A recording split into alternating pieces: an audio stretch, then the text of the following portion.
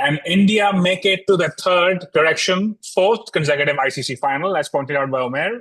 Welcome to Shiny Side. I'm your host, Faris. India have just beaten Australia for the first time in a knockout in about 14 odd years, and they're in the final, and we are still awaiting who the next finalist will be. In the meantime, I have with me, joining from Gurgaon, is Vivek. No doubt about which team he's supporting. Hi guys. Again, thanks for having me. And we have Umair from Dubai joining us after a number of weeks, I think. Many months, I think. Yeah. And Imran from Bahrain. Guys, I guess it's been a short, snappy tournament. We've just been under 2 weeks in, and we already have had one semi-final. Imran, I'll start with you. I think if anyone guessed that India would be in the final 2 weeks ago, there wouldn't be a surprise with it. So, expected outcome? Yeah.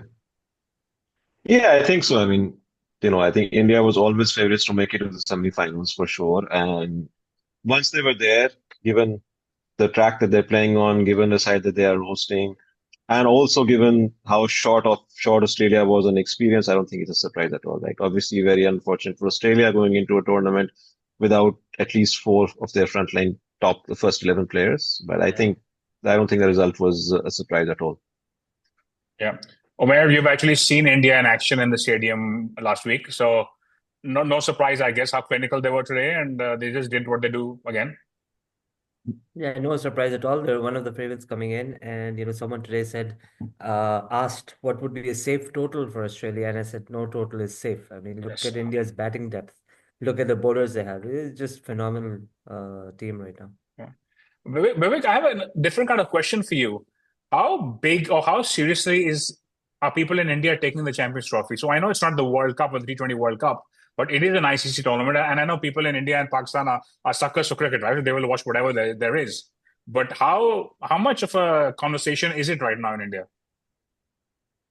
Yeah, it's a good question. I think it is built up again. So there wasn't a lot of talk about this Champions Trophy going on. I think two things created interest. One was the India-Pakistan match for sure. I mean, that was always marketed first, even though technically India played Bangladesh 2 days earlier. So, and then being in Dubai, and a lot of people also travel and all of that. So I think that the marketing of that obviously helps. I think the other thing was that Indian cricket has been going through a lot of drama in the last three test series, in and outs, and lots of talk about Rohit and Virat and when are they coming, going to call it a day, and then what moves on. Rohit Sharma was not even a uh, what you'd say, it was not granted, his place even for this tournament. He luckily in that those 3 1 days against England, not only did India have a good time and they won, but more importantly for Rohit Sharma, he actually in one of those he got 100. So he kind of earned his right to at least be there again. Otherwise, so there was a lot of interest because of all that drama.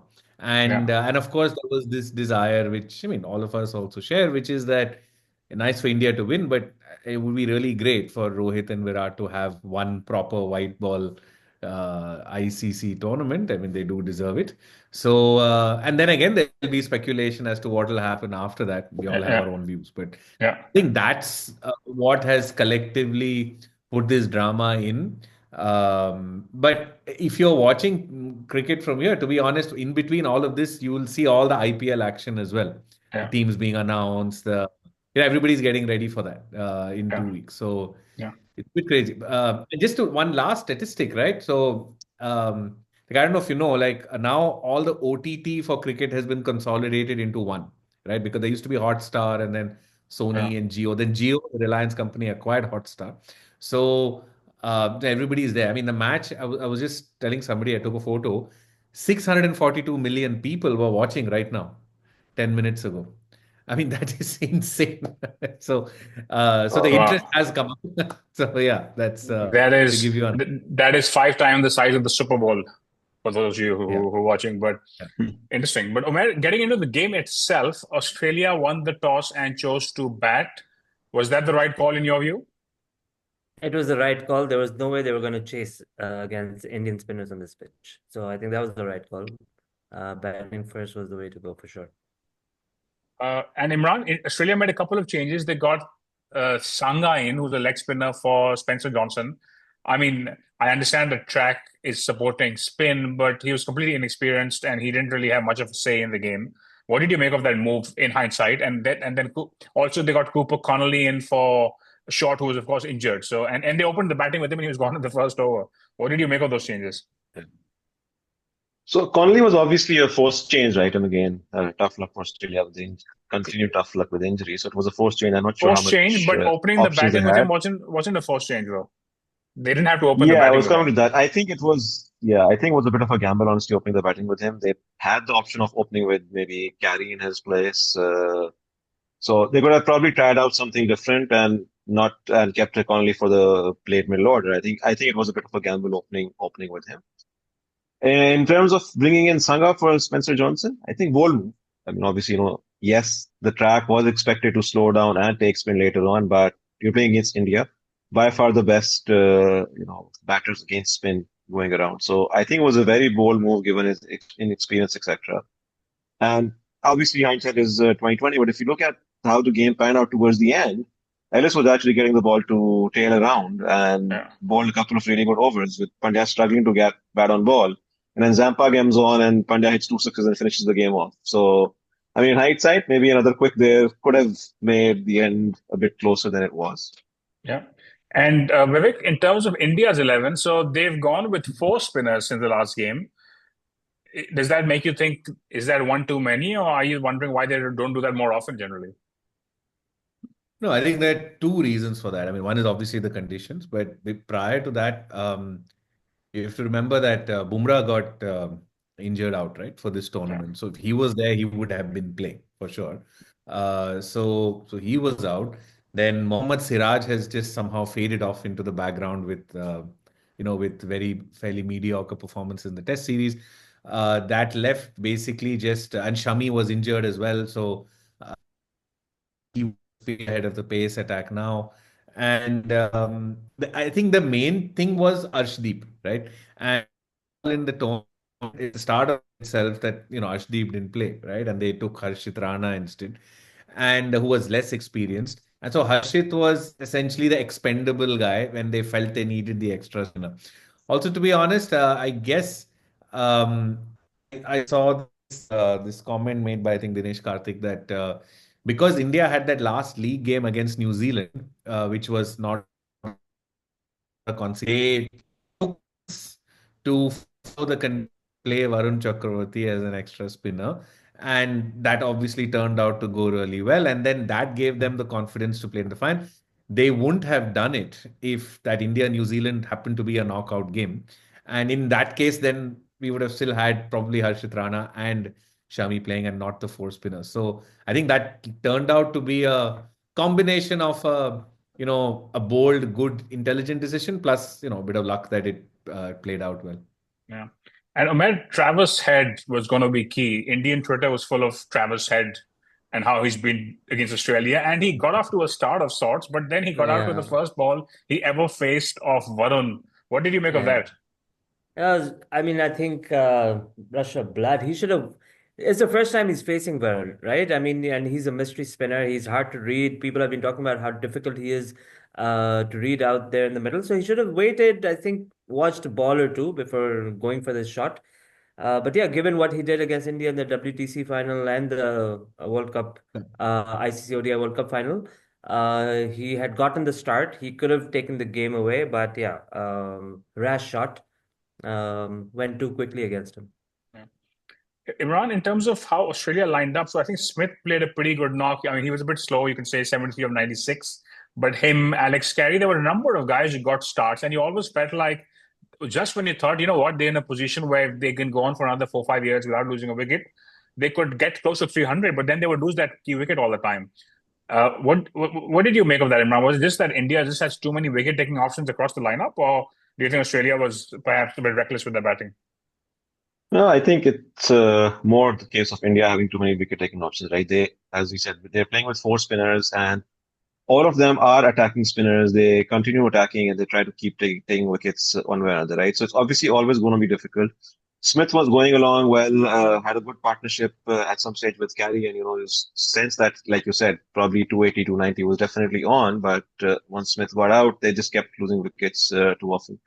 Inexperience also comes in there, right? I think once Carey was gone, like they didn't have Stark coming in. Yeah. As a situation like that, a Cummins and a Stark coming in would have batted them True. through the 50th over till the 50th over, and definitely gotten them to probably 15, 20 odd runs. So back end but once you get out Carey, it's completely inexperienced lineup as well. So that obviously played a part. But I think primarily again, you have four quality spinners there. Each of them in his own different way is an attacking taking bowler. So you're always going to struggle against that. Yeah, Vivek, Shami was, on paper, he doesn't really stand out, but he actually got a wicket in the first over. So Australia was under pressure from the beginning. And then perhaps he got the most important wicket of Smith. Had he batted on for longer, perhaps we could have been looking at a few hundred plus score. What did you make of Shami's bowling today? Yeah, Shami was obviously effective. It looked like he sort of intentionally slowed down and bowled into the pitch, varied his pace, and uh, and that seemed to work by and large, right? I mean, if you go back to the first 3-4 overs he bowled, he hardly gave away a run, right? And in fact, he almost got Travis head out as well. I think on the first ball or so. So it could have even been better for him. No, I think he actually was a. I mean, the spinners did well, but I think his role was actually very, very key today, holding it together. And it's been good for him being the sort of solo pace spearhead. Honestly, we've never seen that. I mean, we don't have that much confidence in Shami without Siraj, without Bumrah, without Arshdeep. So I think it was good to see that. Yeah. Umair, what's your take on Varun? So do you feel like he's a mystery bowler who's still new and people haven't figured him out? Or do you actually think he's a exceptionally skillful bowler or something like that? No, I think he is a mystery bowler. He's very skillful as well. It's so whatever little I not it's tough to pick off the fingers. It's hard to read which ball is coming, and they're trying to read him off the pitch. That's what it seems like. And he's been great. I think he has had very good runs in the IPL. Hasn't really come up in international cricket yet. He played, I believe, I think I saw him in the T20 World Cup in 21. That took place in the UAE. I saw him in a couple of matches here in Dubai. He didn't look that good. When those surfaces were not helpful, but in this one against New Zealand, he is really, really impactful. So he's a bowler, I think, very skillful, and a great for India. Do you know what Rohit's been talking about? How he's somebody who, even in the nets to his teammates, he does not bowl too many varieties. He just bowls the same ball because he doesn't. He plays against these guys in the IPL, etc. So that's how guarded he is with his repertoire. He doesn't want to bowl his variations in the nets. So they like. And Rohit said, "I don't frankly care as long as he's bowling it in the games." But Imran, coming to he practices separately without these batsmen in the nets. I'm sure he needs to practice those fingers and stuff. Yeah. Imran, given the kind of score there was, I think this was a situation tailor-made for Kohli, right? So Kohli may have had some challenges recently, but chasing a below sub 270 total in ODI is never a problem for him. Yeah, definitely not. Like we saw it in the game against Pakistan as well. He just came in and walked through the chase. It was day. I mean, I think they were showing us 2000 and Kohli is the highest on that table. So he can very easily, continuously rotate the strike. You cannot just you can't call a dot, right? If he wants to rotate the strike, he'll fight. And it was just rotating the strike. One reason is 80 or so. It was just a matter of bowling and he got through. But I think today's performance is Pandya, right? He kept it tight. Then he came back at the back and also got a couple of wickets in the end. And then just like it would get tight in the end towards the chase, he finished it off with those 2 sixes of Zampa. So I think once again, Pandya has shown what a valuable player he is to this India side. And Vivek, you probably will remember very well that he wasn't there for the second half of the World Cup. So that was obviously a big miss for even a team like India. But just coming back to Kohli quickly, Kohli now has 550 plus scores in the last 6 ICC knockouts. And what I find fascinating about that, Vivek, is that this has all come in the last 3 years or so, which hasn't really been his best years. But somehow his performance in these knockouts has gone up. And if you look at the period before, they're probably the most prolific of his career. But somehow in those days, in the ICC knockouts, he would not be able to get those big scores. I think his average in ICC knockouts in the last 6 games is 71. It was actually under 30 before that. How do you look at that? I guess how he's really turning it on when it really matters. When you look at Kohli in this initial phase of his career, he was a very good player. He was part of the 2011 World Cup winning team. People won't even remember his contribution there. Yeah. I mean, all of us, he was just some young guy who In the final, I remember. absolutely 38 in some 70 balls. I mean, he did a good job that, after Sachin got out, like all the pressure you can imagine. And he kept one end there. But I mean, he was not going to be the guy who was going to take India home. You can't imagine. And he went through this whole metamorphosis with his fitness and his focus and all that. He came out in 2014 a new player. And it was 14. 14 was his golden year, right? The 400s in that one tour in Australia. And from there, he took off. Then there was a 2015 World Cup where I think it was okay for him. Rohit Sharma actually shone much brighter that time. But if you see 2016 onwards, I mean, his record in ICC is also, I mean, the 2016 T20 World Cup that was in India, he was the one who was leading India to victory in every match. There were hundreds, which is T20, right? So basically over there, even a good 60 makes a lot of difference. And of course, then, in the 19 World Cup, the 17 Champions Trophy, and he's been consistent. What has happened? Absolutely, I mean, that is still the case. I mean, he had a very hard time in Australia.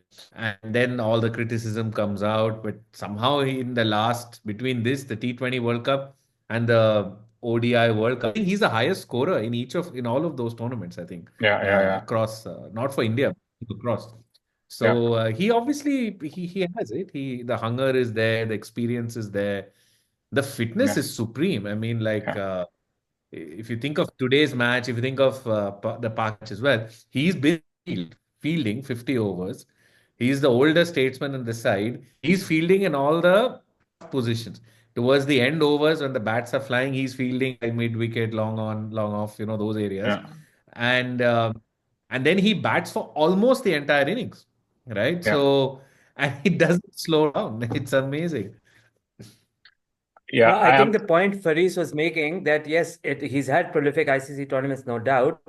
But if you look at India's performance up to 2021 in T20 and ODIs, if you look at all the knockout games where India was losing in semi-finals mostly, 2019, 2015, 2013, and the T20 World Cups in the middle, Kohli was performing in the group stages, and when it came to the semi-final, he was actually getting out in single digits, not even going into double digits. And that was a criticism that Kohli is failing in the knockout games. And the change that you see 2022 onwards till now is that he's performing in knockout games. And I think the difference is Rohit Sharma at the top. Since Rohit Sharma took over the captaincy and he changed the way the team plays its cricket and what he does at the top and the role Kohli has taken on, I think that has made a big difference to how Kohli plays. That's a good point. I think this role comes a lot more naturally to Kohli and plays to his strengths, to be honest. So that makes complete sense. Umair, a couple of other people I feel like, so obviously Kohli and Rohit and Bumrah get the headlines, right? But couple of guys who consistently make contributions. I think one is Shreyas Iyer. I mean, I would generally say that, he kind of struggles to really turn it on when there's under pressure, but I think he's been really good this tournament. Akshar Patel, batting at number 5, bowling some key overs, brilliant fielder, got that run out of Imamul Haq the other day. How do you look at, I mean, it's not just the big guys, obviously the big guys get the headlines, but how do you look at these other guys, if I can say that, making contributions? Their batting lineup, looking with Shubman Gill at the top. He's hitting century every third or fourth ODI. He's starting the perfect foil to Rohit Sharma. And, he's a great batsman. He's number 1 ranked in ODIs right now. So obviously in form as well. Shreyas Iyer, if you remember the ODI World Cup 23, he was phenomenal. He had a couple of hundreds. He failed in the final, but he was scoring consistently. Akshar Patel, I've not seen that guy fail. I mean, he comes at 4 or 5, whatever number he keeps. Before he was a floater, but now I think number 5 is his position. He's batting there consistently taking India out of trouble, whether it's India lost wickets or, even if a platform is late, he just keeps up the tempo. KL Rahul is also underrated. I mean, he's been there at the end of India's chases. Even today, he was there. So yeah, all of them, they're all great in their own right. I mean, you have Jadeja coming at 8. There's so much depth. There's just Dude, there's no place for Yashasvi Jaiswal, Rishabh Pant. there you go. I mean, so Imagine. that's These are people on the bench, right? Yeah, I think Jaiswal is not even in the 15. I think he's a traveling reserve or something like that. Punt is in the 15. He was there. He will play as the soon 15. as Rohit retires, basically, whenever that is, which should be soon this year. But look, he's your test opener. He's your T20 opener. It's just one day he's not playing because they're just. And Rishabh Pant, I mean, he can't. Can you imagine? He is India's wicketkeeper. Yeah. No. I'm generally of the view that I feel like this is probably, I mean, India is a strong team overall, but this is probably their best format. I think it suits their strengths the most. But speaking of their strengths, Imran, another semi-final tomorrow, New Zealand and South Africa. Who do you think, if you were India, you would prefer seeing on Sunday in the final? I think South Africa. Right. I mean, given the whole history and the tag that South Africa carries of being chokers, given that India got the better of them recently in a major tournament final. Not just that, but also if you look at New Zealand, their spinners have been bowling well, right? They gave us a tough time. They gave Pakistan a tough time. They gave India a very tough time recently in the Test series. I know different format, all of that, but there are still some memories and scars being from that. So I think, especially also given the way pitches are playing, New Zealand bowling lineup is much more suited to bowling in the way than the South African is. So I think if I were Rohit, I'd be definitely preferring South Africa in the final. Vivek, same question for you. I think they would not be. I think they'll not be bothered. I think their approach is going to focus more internally, and I think what they've done well in this tournament is that they have managed to gel together, shut out all the noise, which is not at all a trivial task. In a country like India, and given the last 3 Test series of what has been spoken and what's happened, it's so clear that Rohit and Virat also seem to be like really together and they want to do this. I think they're going to focus on that, and I think they're very experienced not to get into all this. But yes, I mean, I agree with Imran that I think New Zealand is mentally the tougher opponent. There's no doubt. I mean, the kind of fielding they have, the batting, but yes, absolutely, for sure. Vivek started off with the Ricky Ponting, Steve Waugh answer. I don't care who comes against us, we'll beat them. Look, I don't know. I mean, I'm surprised that both Vivek and Imran have given South Africa is the strongest team on the other side, on the other group. They have looked the strongest team in the tournament besides India. And they're phenomenal. New Zealand is good as well, but India just beat New Zealand. I don't know who they'll prefer, but I feel if India beats South Africa, it's a bigger statement because then they've beaten the best team from the other group and won a tournament by beating all the other teams. It would be. So beating New Zealand, they just beat them. I just say South Africa for that reason. Give a bigger shine that they've. I watched South Africa England play a dead rubber a couple of days ago in the stadium in Karachi, and I mean, it was a pretty dead game. But watching Klaassen bat each time he middled the ball, the sound was just something else. Like, so again, he's just one of the many guys they have. I have seen South Africa's games on TV, and they look like another team. They look really strong. India will not take them lightly. They're looking very good. And it's no surprise that, they're here, they reached the T20 World Cup final. This team is something else. Yeah. And the team is amazing. I mean, you go back to the T20 World Cup final. I mean, that was won by a hairline. I mean, we remember that, right? I mean, I think South Africa should have won it. But what Imran was, I think, saying was he was not talking about the capability. I think it's psychological.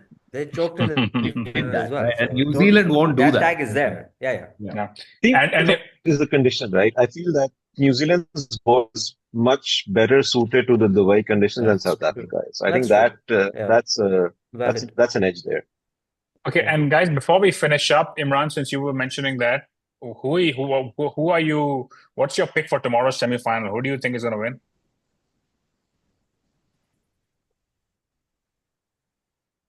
I think it's going to be South Africa. Okay, so after saying New Zealand is the preferred opponent, you say South Africa is going to win. Interesting. Umair? So, I mean, they're playing in Lahore, right? So they're playing in a very different surface. South True. African, I mean, it's been a high-scoring ground, so I would expect their batting to put the game beyond New Zealand. Yeah. Umair? Yeah, I think South Africa too. South Africa. Interesting. Vivek, are you going I'll to go make with it 3-0? No, I'll go with New Zealand. I think the team is very strong. I think their middle over game with their bowlers is clicking well. I think their batsmen are all Conway, Rachin Ravindra, Kane Williamson. I think they're all there. The fielding is exceptional.